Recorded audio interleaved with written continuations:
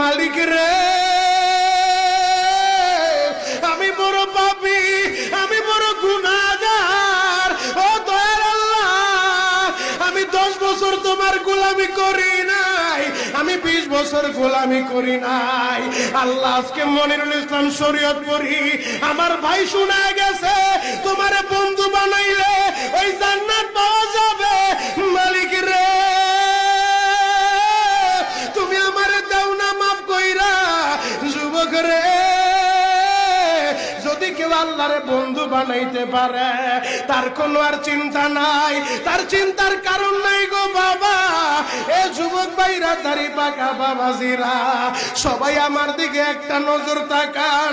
এই যে দেখেন আমি হাতের ভিতরে আহারের টিস্যু দিয়া কাফনের মতো একটা দৃশ্য বানায় ফেললাম।